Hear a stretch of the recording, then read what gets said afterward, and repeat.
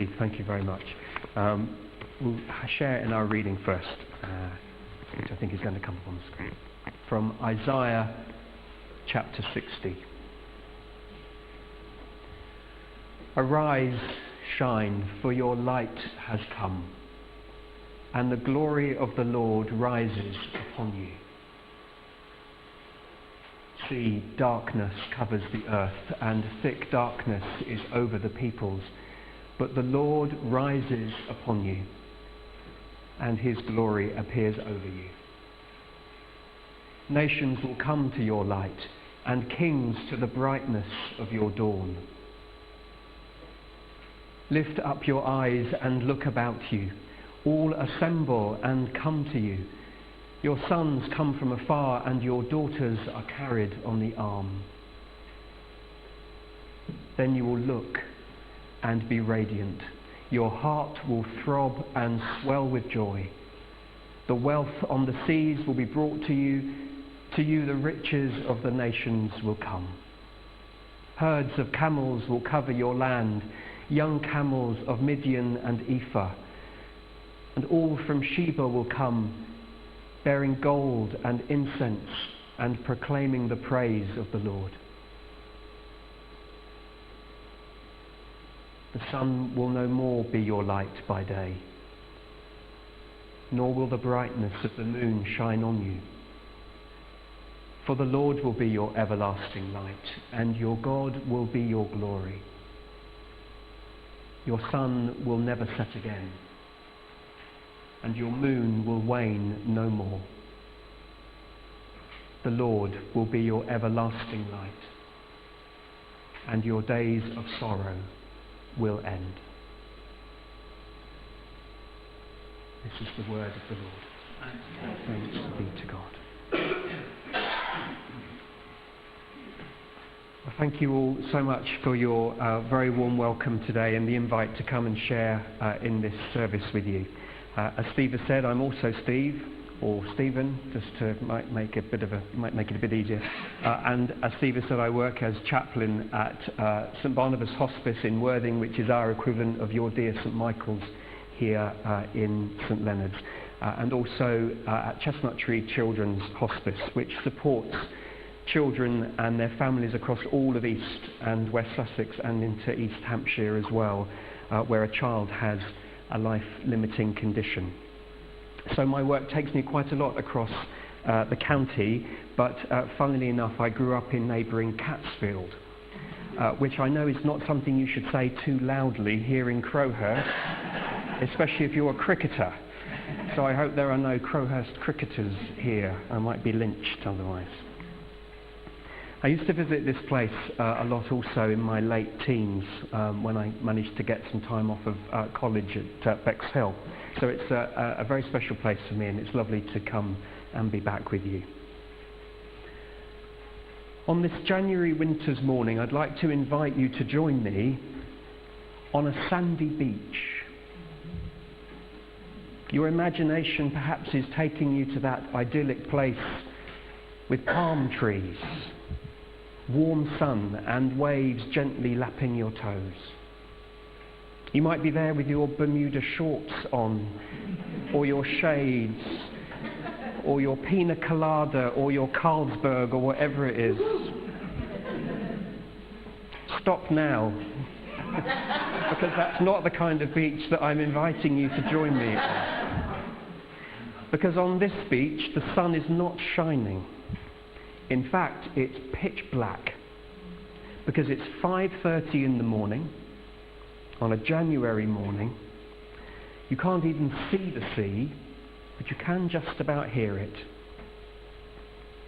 Welcome to my daily routine of walking my dog along our local beach near where I live, where there are no street lights to give any sense of direction, just a case of following your nose over an initial heap of shingle, clambering down then onto the sand.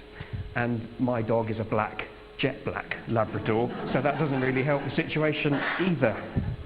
For the first 10 minutes or so, you are well and truly in the dark. And I wonder, why on earth do I do this every morning? It's fine in the summer, but why am I doing it in the winter?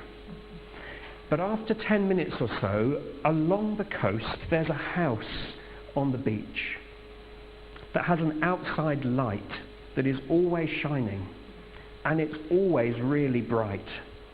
It's about another 20 minutes until I get to that house, but it's there, and it reassures me that I'm heading in the right direction along the beach, something to aim for. You might see this as a very odd kind of recreation in the bleak midwinter, but I'm rather fond of my morning darkness, though I get it that most people would rather be with the Bermuda shorts setting that I outlined earlier. Inevitably at this time of the year, I find myself pondering a lot on this thing about light and darkness and the relationship between the two. I actually do love walking in the dark, especially just as I'm finishing that early morning walk, to see that first chink of light appearing in the sky, a new day. And as the shortest day passes, I love that anticipation of the longer days and an increase in the light. My morning darkness, of course, is self-imposed, whereas all sorts of things have a capacity to plunge us unwillingly or unwittingly into a darkness. It may be a real worry about something ahead in the future. It may be a nagging regret from our past. It may be a learnt pattern of behaviour that we know is not good for our well-being. It may be an illness or a recent diagnosis, a bereavement. It may be a fear. And when we experience any kind of darkness, then a point ahead as a navigation point means absolutely everything to us. Something to make some sense of it all, something to help us find some vague direction through it all. And the chances are that around each of us at any one time, there's likely to be something that is to us like a darkness. I know I have one, and I'm guessing each of us does, because that is the reality of life. It's important to have a sense of what it is that can direct us in this darkness. Because the darkness by its very nature will of course speak to us and cause us to fear it. Darkness is good at that, and especially good at telling us lies. The lie spoken to us that there is only darkness, or the lie that you're bound to lose your way in all of this darkness, or the lie that in the darkness there is no help to be found. And if we're honest, the darkness does sometimes feel so black that it really feels that there is no light anywhere. These wonderful seasons of the Christian year that we've just journeyed through, and with Advent and Christmas, and now this season of Epiphany that we have just begun, surround us with such wonderful hope. Epiphany comes fast off the back of Christmas, where together at Christmas we've celebrated the birth of Jesus and God's provision of the purest, truest light. More than likely, you've heard those words at a carol service back in December from Isaiah again: the people walking in darkness have seen a great light. This lovely season now of Epiphany begins with the story of the wise men, and it was to seek that light that the wise men came, looking out into their own darkness, the darkness of the night sky. But then, because of their real openness of heart and that real hope, that allowed them to see a star which led them forward. And then the season of Epiphany ends at the beginning of February with the church celebrating what has to be my absolute favourite story, that of old Simeon and Anna in the temple, who after years and years of faithful praying, watching and waiting, are permitted to see with their own eyes and hold in their own arms the one who would bring God's salvation. Out of their darkness of so much longing and waiting, and I'm sure wondering if this was ever going to happen, out of that darkness the light comes. Now, Lord, you let your servant go in peace. My eyes have seen the salvation, a light to lighten the nations and to be the glory of your people Israel. And then in this season of Epiphany, we often hear these words of the reading that we've had today from Isaiah 60. Hundreds of years before the birth of Christ, Isaiah was given this insight to say, "Arise and shine, for your light has come." In verse 2 of our reading, Isaiah speaks of the darkness, a thick darkness, has a sense of that darkness enveloping. And in an earlier chapter of Isaiah, he's spoken of the darkness as a fearful gloom. But out of this gloom, he says, the Lord rises upon you. And as I was reading that again the other day, I was reminded of that lovely line from the song of Zechariah recorded at the start of Luke's Gospel. Zechariah, the father of John the Baptist, who after John was born, Zechariah was released from that period of silence that he had to undergo. And as he opens his mouth, he says, "In the tender compassion of our God, the dawn from on high shall break upon us, to shine on those who dwell in darkness." So as I'm scrabbling along the beach in the morning with my dog, it doesn't always feel like the dawn will come, but it does. In our reading today, Isaiah continues saying that light is something that attracts people. A light that as it shines draws out the very best in people, who bring their riches and their treasures as an offering. And as we heard those words, those references to camels and people travelling and bringing gold and incense, you can't help but see that as an early reference to those wise men. And then at the end of that reading, a hope that God's light would become for us a constant thing, so that we don't need the sun or the moon to shine. It is a future hope, but the Lord can be for us even now in our darkness, that glory and that everlasting light. What again in an earlier verse from Isaiah he is described as a treasure in the darkness, and the riches that are found in the secret, darkest place.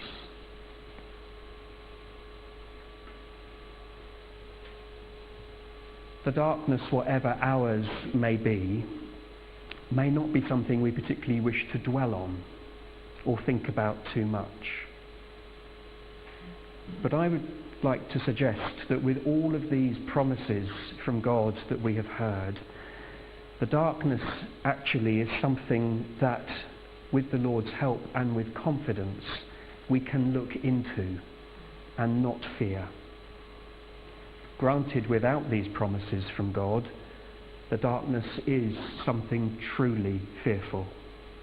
But armed with the hope that as we wait in our own darkness, the light of Christ will come, that means that we can face it.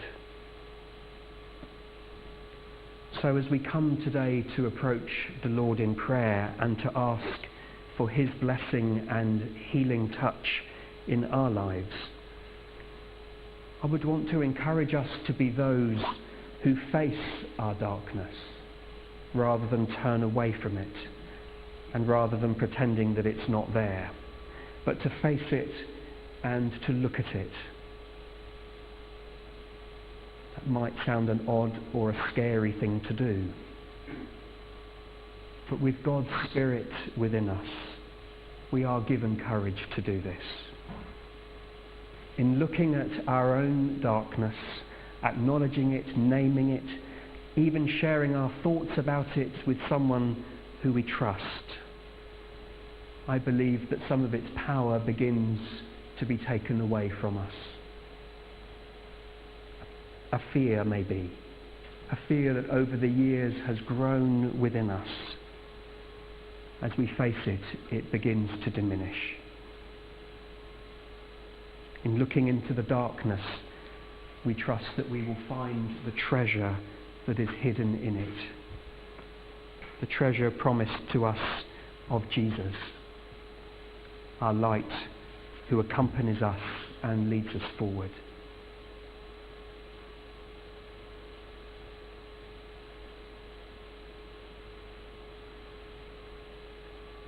I'd like to invite you now to join me in some words that we use in our chapel service at St Barnabas. They're a form of a creed. We often use this as our creed. And they're an acknowledgement, these words, that keeping our faith in God is sometimes very difficult during the difficult times and the dark times. But these words help us to affirm in and through all of that God's faithful presence within the darkness. Just a quiet moment, and then I'll read the words, and if you feel you'd like to, feel free to join in if they're in bold. Should I get out of the way? Can you see? Sorry.